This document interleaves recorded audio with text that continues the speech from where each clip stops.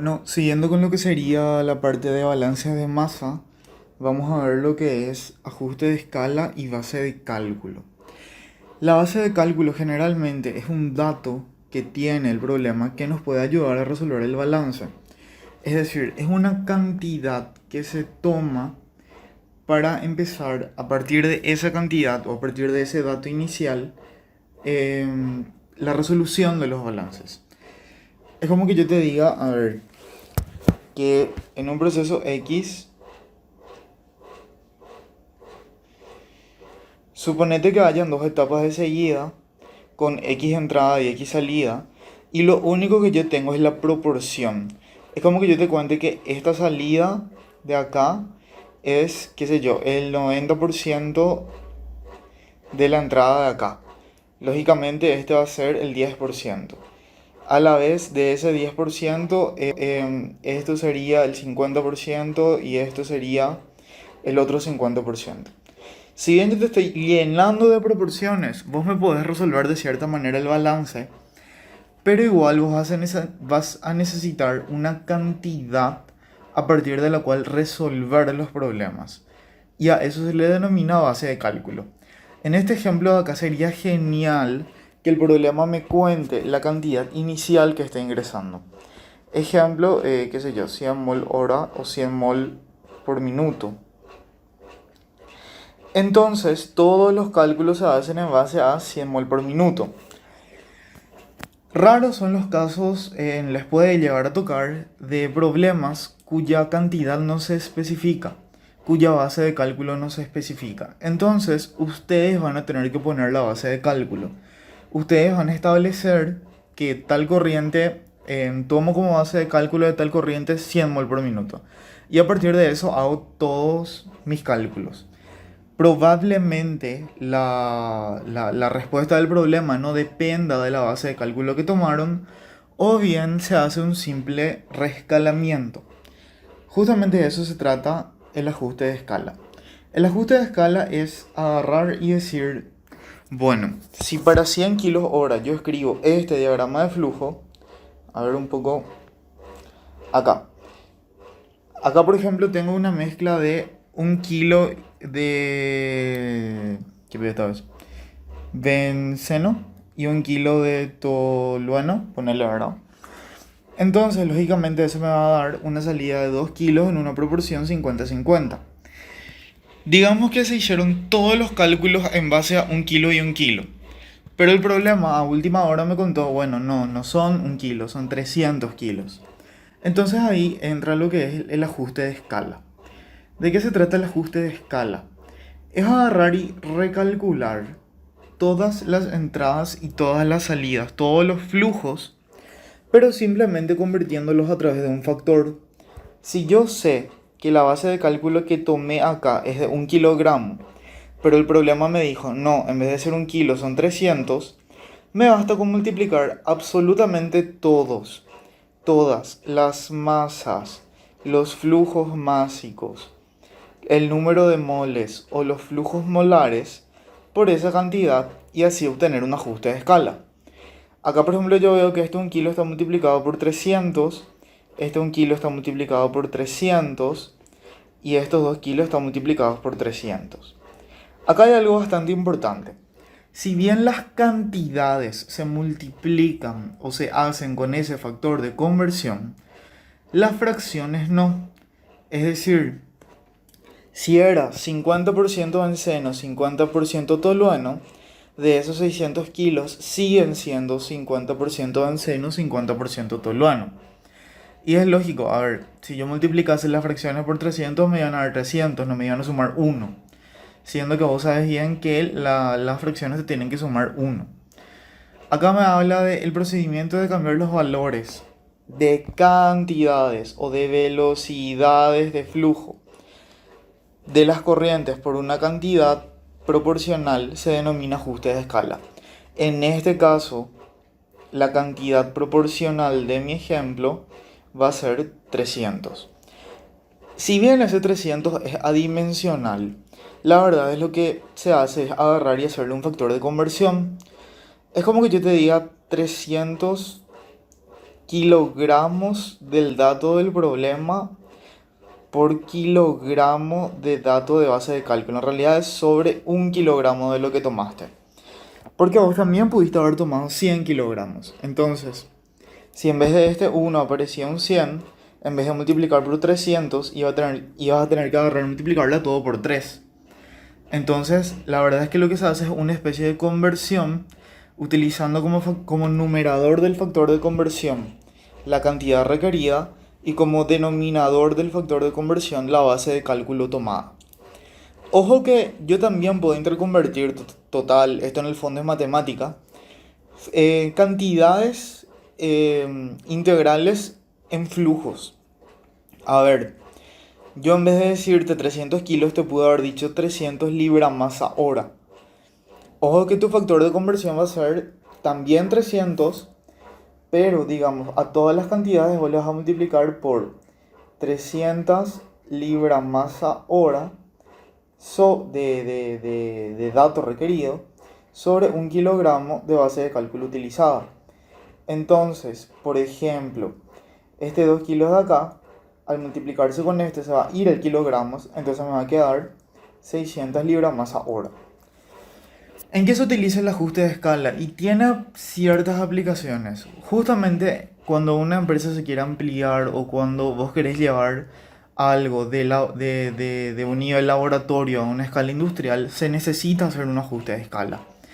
A ver, si vos querés ampliar al 50% de tu producción, manteniendo el mismo equipamiento, el mismo diagrama de flujo, etcétera, nada más que haciéndoles operar a una mayor capacidad de los mismos equipos, y bueno, vos vas a tener exactamente el mismo diagrama de flujo en condiciones ideales multiplicado por el 1,5, porque vos quisiste aumentar el 50% de tu rendimiento. Si querés llevar una escala de laboratorio, depende del proceso, es más o menos simple. Si es un biológico, ni te voy a contar, es medio complicado. Pero digamos, si es un proceso bastante inorgánico, en el que se pueden conseguir equipos reescalables, entonces basta con hacer el diagrama de flujo realizado en laboratorio, que tranquilamente puede ser este 1 kilo que se observa en el primer diagrama de flujo, y llevarlo a una escala industrial que puede ser o los 300 kilos que ves en el segundo diagrama o los 300 libras hora que ves en el tercer diagrama. Más o menos para eso se usa esta parte de acá. En los cálculos, ¿de qué nos va a servir? Y por ejemplo, si, a ver,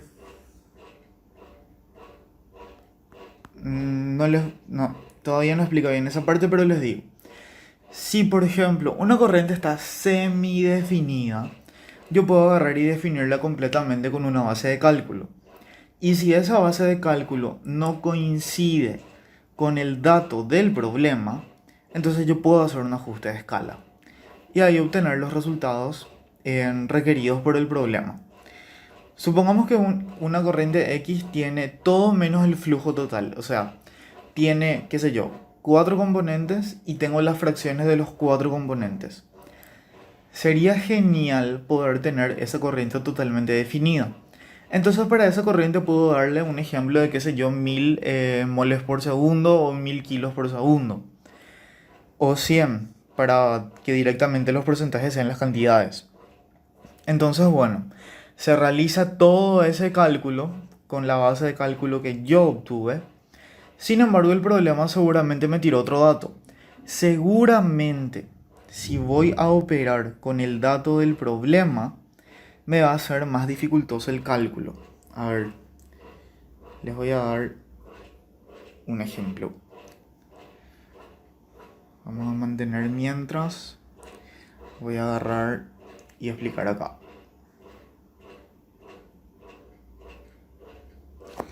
Digamos que yo tengo, qué sé yo, un proceso medio complicado. A ver.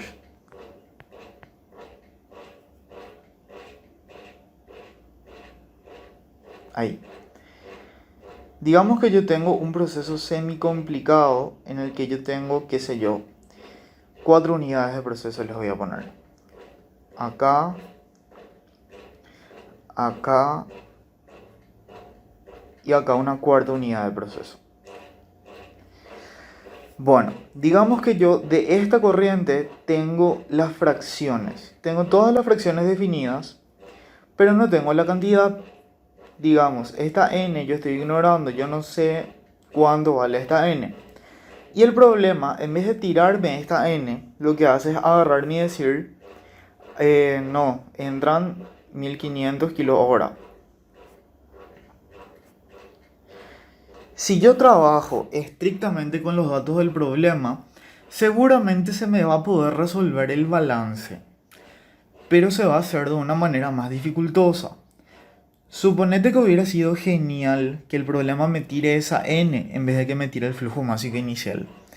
Entonces, lo que yo puedo hacer es agarrar y decir lo siguiente. Puedo ignorar mientras este dato, entonces digamos que le pongo una n1 que va a ser de entrada y puedo agarrar esto como mi base de cálculo. Puedo agarrar y decir, voy a suponer o voy a hacer los cálculos para 100 mol hora o 100 mol por segundo. Mejor que esté en kilogramo, así nos ponemos de acuerdo con las unidades de medida. 100 kilogramos por segundo. Realizo todos mis cálculos y ponerle que acá N1 o M1 en realidad, ya que estoy trabajando con masa, agarré y me salió, qué sé yo, 500 kilos por segundo. Lógicamente me salió distinto el dato del problema, pero eso ya me da pie a hacer un ajuste de escala. Lo primero que yo voy a saber es que esta corriente vale efectivamente el dato del problema, vale 1500 kilogramos por hora. Y si yo quiero saber el nuevo valor de esta corriente, lo que voy a agarrar y hacer es que, si bien yo tenía que era 100 kilogramos por segundo, voy a reescalar. ¿De qué manera? Y a ver, el problema me contó que este flujo era de 1500 kilos hora.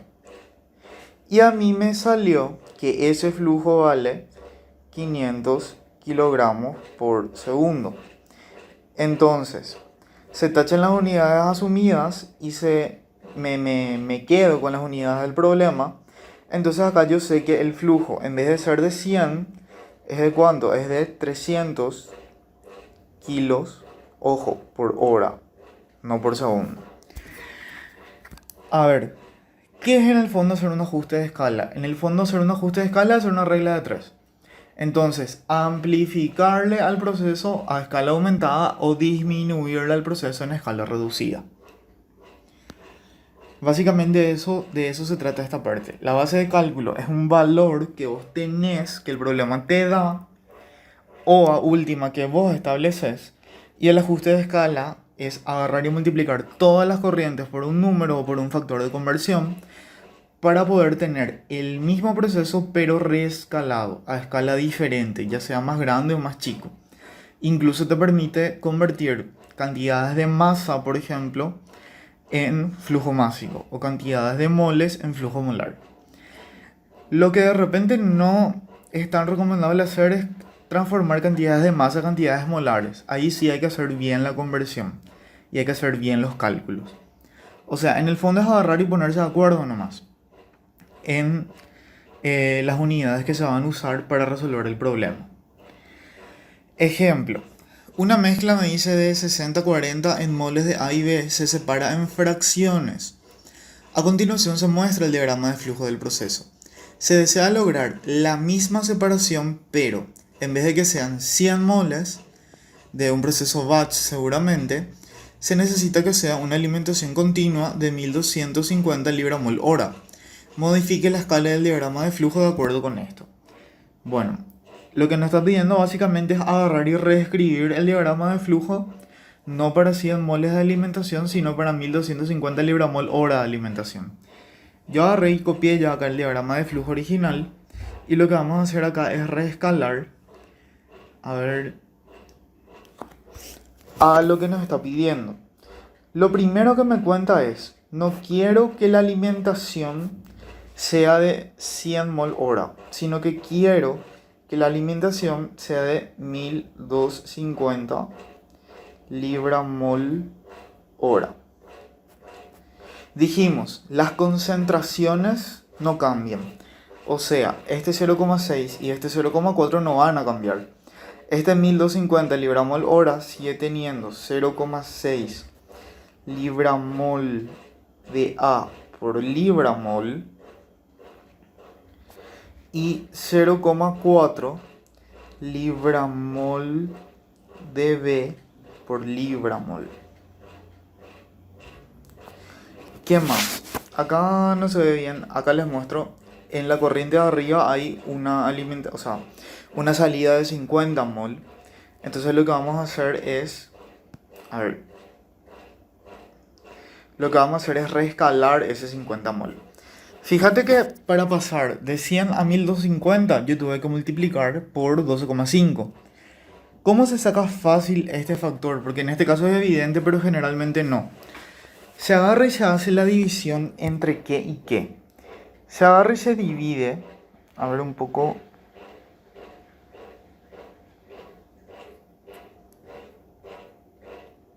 Ahí. Se agarra y se divide entre el dato requerido o el dato a reescalar sobre el dato conocido. Entonces, ese 12,5 va a ser el factor de conversión numérico entre este diagrama de flujo de acá y el diagrama de flujo que voy a hacer. O sea, lo único que necesito hacer es agarrar y multiplicar 50 por 12,5. 50 por 12,5 va a ser la salida de la corriente de arriba, que me sale 625 libra mol hora. Ojo con qué se convierte y qué no se convierte. Este 0,95 y este 0,05 son fracciones.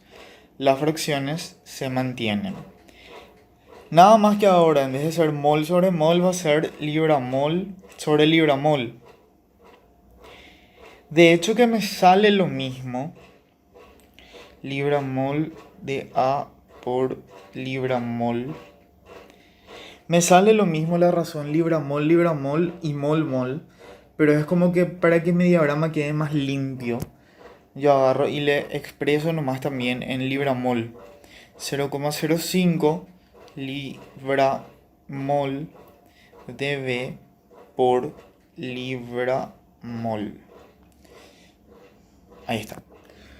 Y la parte de abajo,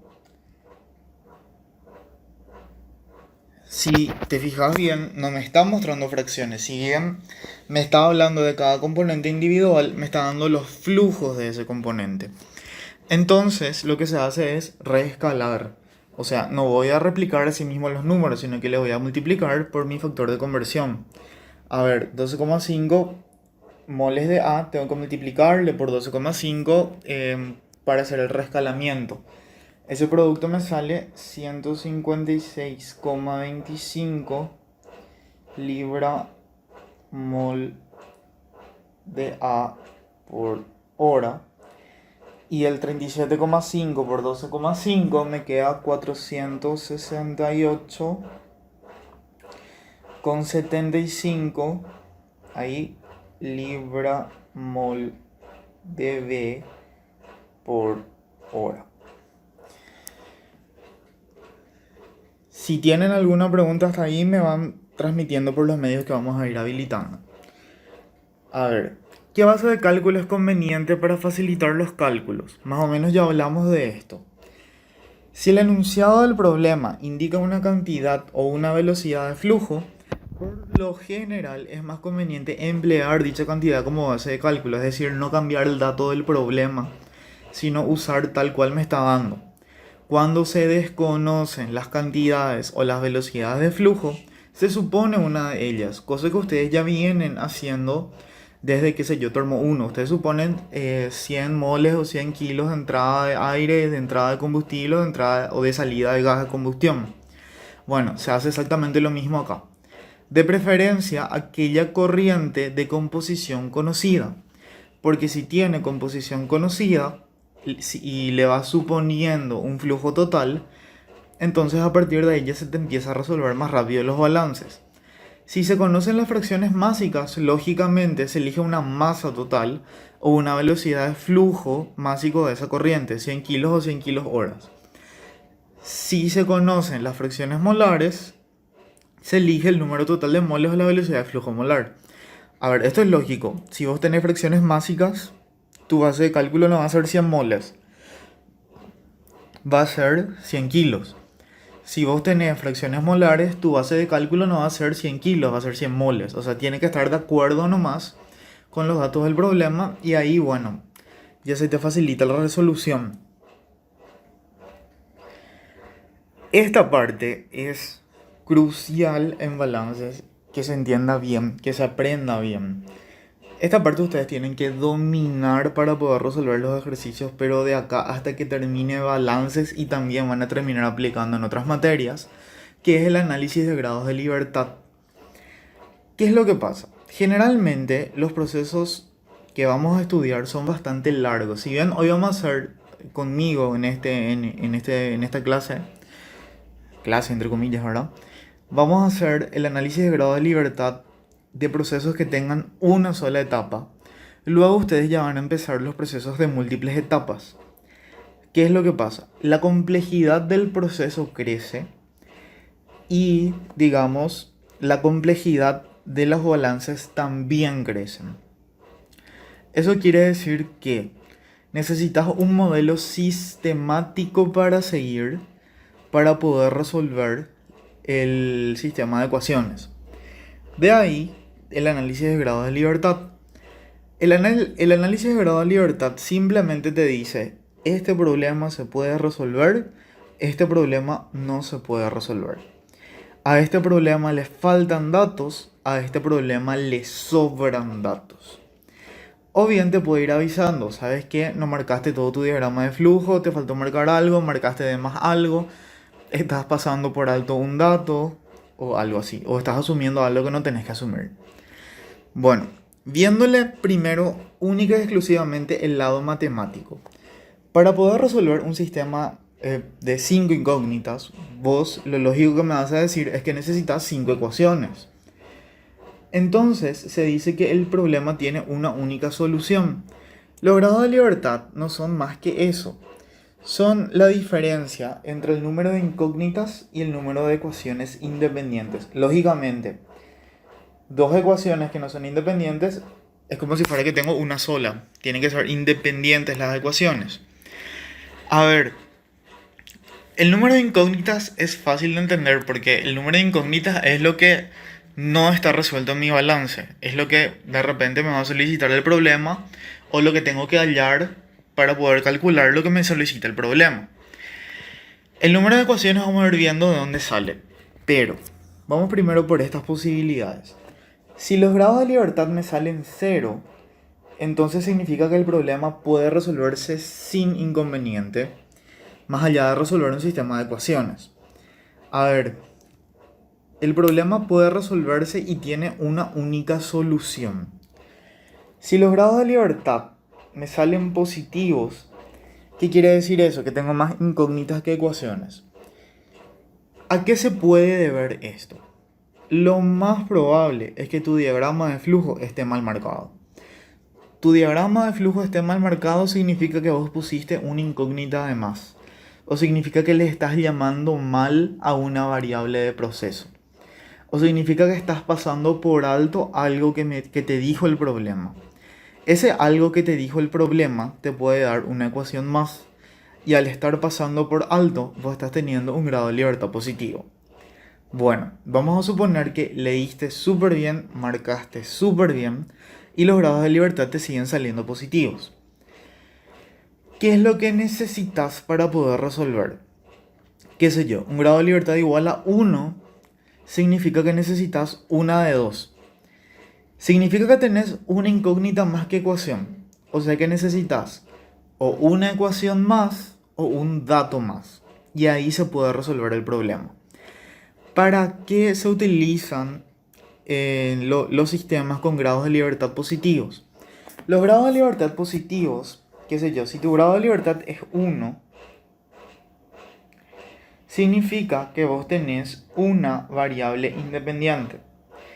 Entonces, digamos que esa variable independiente es el flujo másico de entrada. Si vos no conoces o necesitas, lógicamente cualquiera puede ser la variable independiente, ahora estoy haciendo un ejemplo. Si vos necesitas conocer el flujo másico de entrada, entonces capaz repercuta variar el flujo másico de entrada en el resto del proceso. ¿Qué es lo que se suele hacer? Cosa que no vamos a hacer. Digamos que esta masa de entrada tiene una relación con los costos. Entonces yo puedo ir variando la masa de entrada en función a los costos y capaz tenga un valor óptimo de costos, o sea, tenga algún dato de la masa de entrada que me va a permitir calcular el costo mínimo. A eso se le llama problema de optimización.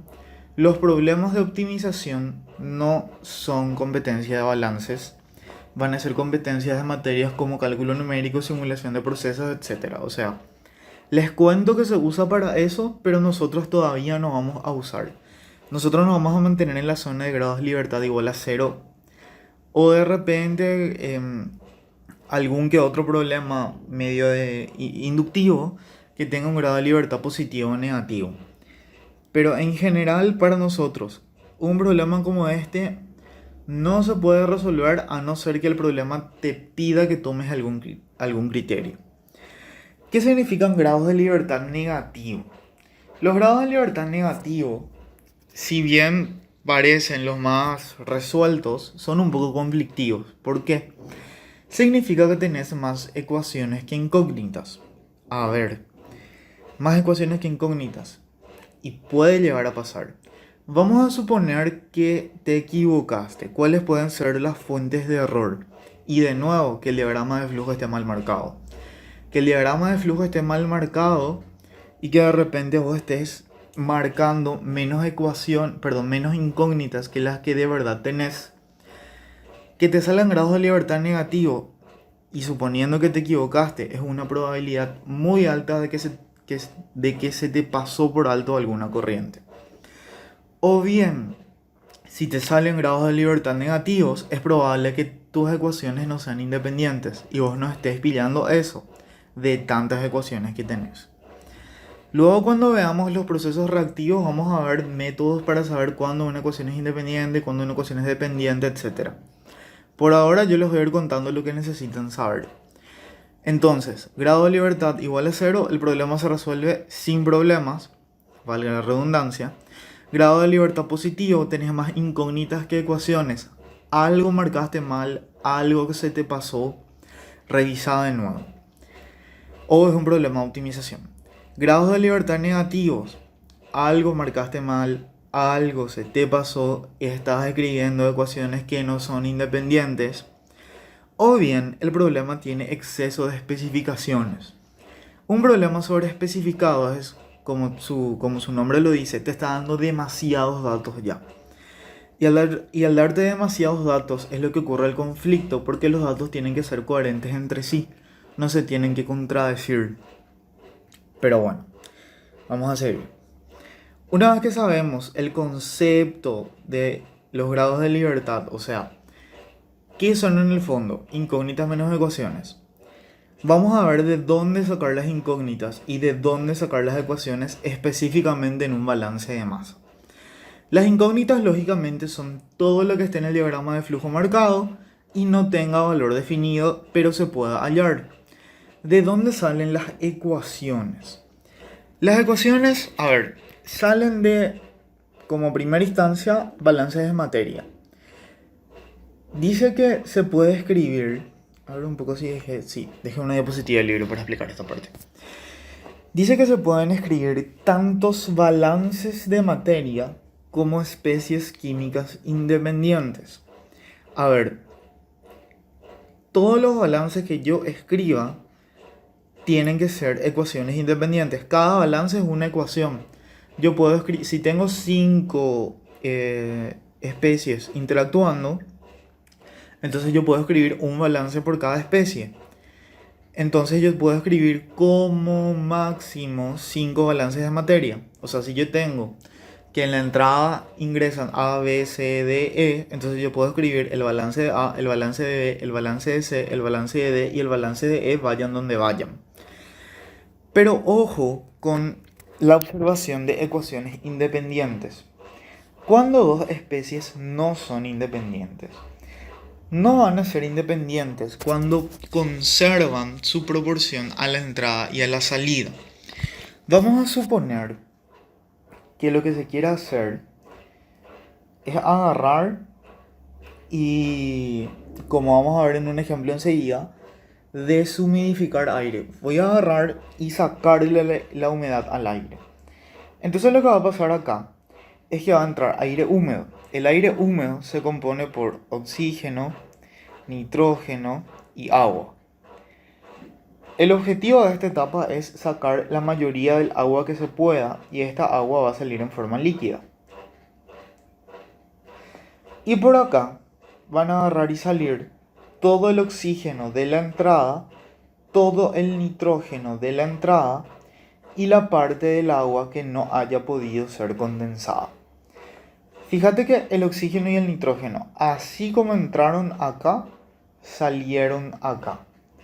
Entonces, si yo intentase hacer un balance de oxígeno y un balance de nitrógeno aparte, depende de cómo yo le escriba en mi diagrama de flujo, me van a salir ecuaciones que no son independientes. A ver, ejemplo de eso. Yo puedo agarrar y decir que entra una cantidad N1 de moles de aire.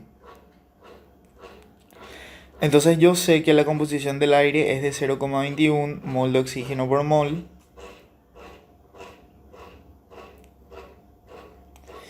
Y 0,79 mol de nitrógeno por mol. Y que sale una cantidad N2 de aire, que lógicamente tienen 0,21 de oxígeno y 0,79 de nitrógeno, perdón. A ver, las unidades de medida no le escribo todo por una cuestión de espacio, pero fíjense lo que pasa. Si yo hago un balance de aire, lógicamente entrada igual a salida, lo que me va a salir de acá es que N1 me queda igual a N2. Y está bien, o sea, a ver, tengo dos incógnitas, una ecuación y bueno, por lo menos si tengo uno puedo tener el otro. Es un ejemplo medio estúpido, es redundante, pero fíjense a lo que quiero llegar. Si yo hago un balance única y exclusivamente de oxígeno, yo voy a tener que el 21% de N1 es igual al 21% de N2. Estas fracciones se me van a terminar simplificando y esta ecuación se me va a convertir en esta. Es decir, el oxígeno mantuvo su fracción molar tanto a la entrada como a la salida. Entonces eso lo hace, digamos, una especie de no independiente. Si yo hago el balance del nitrógeno, me va a pasar exactamente lo mismo. Acá yo voy a tener que ingresan 0,79% de N1 y eso va a ser igual al 0,79% de N2, o al 79% en realidad. Se me simplifican los porcentajes y me vuelve a quedar la misma ecuación. Fíjense que de estas tres ecuaciones hay una sola ecuación independiente. Entonces, a eso se refiere con que el número máximo de ecuaciones que yo puedo escribir van a ser la cantidad de especies que están interactuando. Acá el balance de agua se hace sin problema. Yo lo puedo llamar a este N3 y puedo decir que N3 es igual a N4 más N5. El agua es una especie independiente. Pero fíjate que acá yo tengo tres especies en total: oxígeno, nitrógeno y agua. Pero solamente dos son independientes. Entonces puedo terminar escribiendo solamente dos balances. El balance de agua, el balance, y ahí elijo, o de aire o de oxígeno o de nitrógeno. Total, los tres son las mismas ecuaciones y hasta ahí. No puedo escribir tres balances independientes de este sistema, porque así como expresé mi notación, las especies son mantienen su proporción. Al mantener su proporción ya no son especies independientes. Si bien yo puedo escribir de otra forma el diagrama de flujo y ahí sí ya voy a poder escribir tres balances. Vamos a hacer un problema de eso enseguida. A ver, volvemos por acá. Bueno, suponiendo que todas las especies son independientes, el número máximo de balances de materia va a ser igual al número de especies independientes que existan. O sea, va a ser el número de especies que existan. Ojo que se pueden escribir en total para n especies, n más un balances. Suponete que ingrese al proceso A y B. Entonces yo voy a poder escribir tres balances en total. Voy a poder escribir el balance de masa total, el balance de masa de A y el balance de masa de B. Pero de esos tres balances, solamente dos son independientes. Entonces, intentar resolver el tercero es agarrar y perder el tiempo porque va a llegar en una redundancia. Como segunda fuente de ecuación tenemos los balances de energía. Todavía no vamos a tratar con balances de energía, pero sepan que aportan una ecuación más. A ver, el balance de energía se le hace a la etapa completa. O sea que acá no puedo hablar de balance de energía por especies.